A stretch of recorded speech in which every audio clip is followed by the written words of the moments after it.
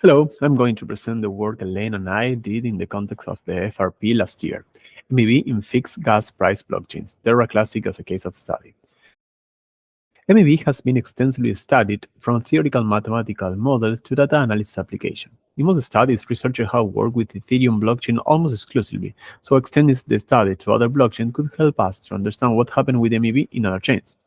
This is important because Ethereum has a particular feature that can lead searchers to take some policies over others. From all features, one of the most relevant aspects of MEV is gas bidding. In Ethereum, block builders include transactions from the mempool and propose a block with a subset of transactions in an arbitrary order. However, this arbitrary order is not random. Many block builders use gas to sort transactions and create new blocks since this strategy maximizes their rewards. This particular aspect is not present in all blockchains.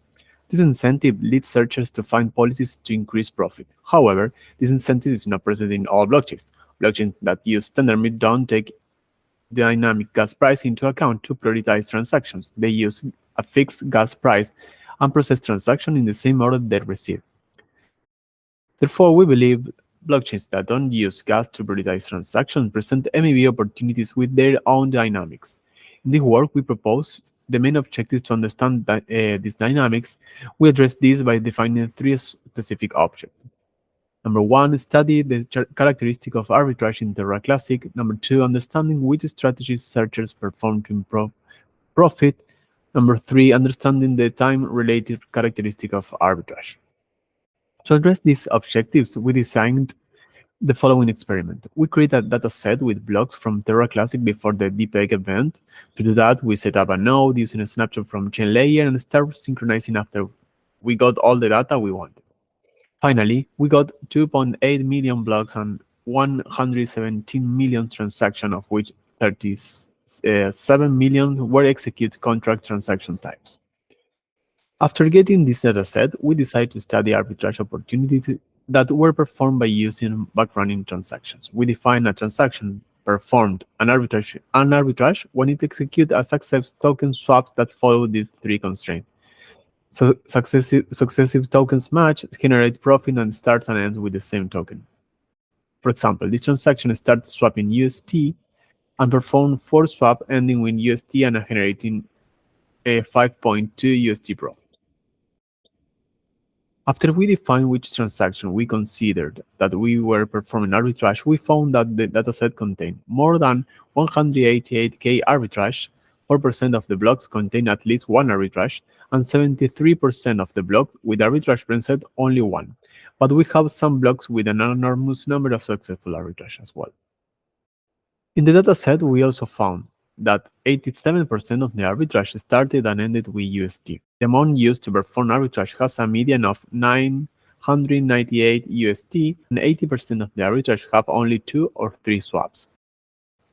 In the 188k arbitrage we identified, we found 517 different sender address wallets and 167 different smart contracts. We wonder if we could understand what a searcher is. Maybe they were using different addresses and contracts to perform their work. For that, we define an algorithm to infer which wallets and contracts belong to the same searcher. We create a graph where each node was a sender, address, or a contract. Then we define an edge between two nodes if there was a transaction signed by the sender address that used the contract that node represented. After that, we run a connected component algorithm and we defined each component as a searcher. We use arbitrary color for the 10 largest connected components. This allows us to address our second specific objective, understanding which strategy performs searches to improve profit. We found 56 connected components of searchers. 50% of them use only one smart contract, and 57% only one address to sync transactions. We found that the three most profitable searchers covered more than 75% of the MEV. Why did they systematically perform better? To answer this, we investigate different variables and found something interesting. When we analyzed failed arbitrage rates, we defined an algorithm to infer which reverse transactions try to perform an arbitrage. We found that 3.5 failed arbitrage per successful arbitrage in the entire dataset. So given this, we defined the success rate for searchers and found that these values negatively correlate with the profit. Searchers with lower success rate obtain more profit. That means searchers that fail more arbitrage obtain more profit. This is this confused us at the beginning, but we investigate this and we understood why this happened. To explain this effect, we defined the rate repetitive transaction index. This rate measures the time that a searcher has repeat an equivalent transaction, that means the same execute message, the same contract, in the same block on average. We found a positive correlation between the rate of repetitive transaction and the profit.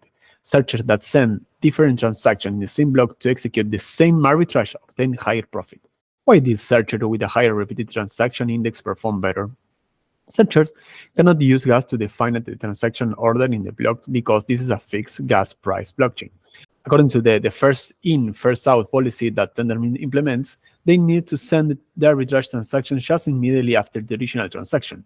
To win an arbitrage opportunity, searchers need to arrive first, so they probably are sending different transactions from different places. But this is a hypothesis, so we run another experiment. We decided to measure the importance of the time lag in Terra. We ran 84 modified Terra nodes in 14 different AWS regions around the world, and we recorded when every instance received every transaction. We received more than 400K transactions for this experiment. This generated 34 million timestamps. So for every transaction, we annotate which region was the first to see it. Taking this as a time zero, we measured the latency for the other instances. We found that the expected clustering behavior in the instances. We also measured this by analyzing the correlation between the mean time latency we registered and the distance of the region in kilometers. We found a positive correlation.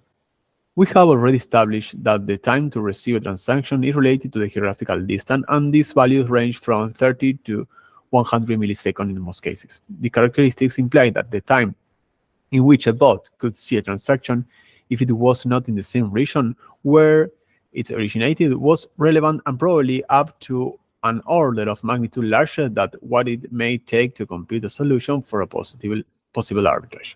Therefore, if another searcher has had a bot in the same region where the transaction that generated the arbitrage opportunity originated, it has an advantage of at least 30 milliseconds. This difference suggests that it was relevant for searchers to have many instances running in different regions of the world, so they were always close to the node that the first received the transaction that created the opportunity. In our work, we propose evidence that suggests that studying different blockchains with different properties could help us to better understand MEV as an emerging phenomenon. We understood that changing some properties could alter the searcher's behavior. We also found that in particular blockchain with fixed gas price, reducing physical distance is probably the most important thing for searchers. In some other academic work, the author proposed that MEV on blockchain like Ethereum is a crypto gas war because bots play a game of finding the right gas price. We believe that in this case of blockchain with fixed gas price, bots are competing in a different type of war, the bot latency war. Thank you.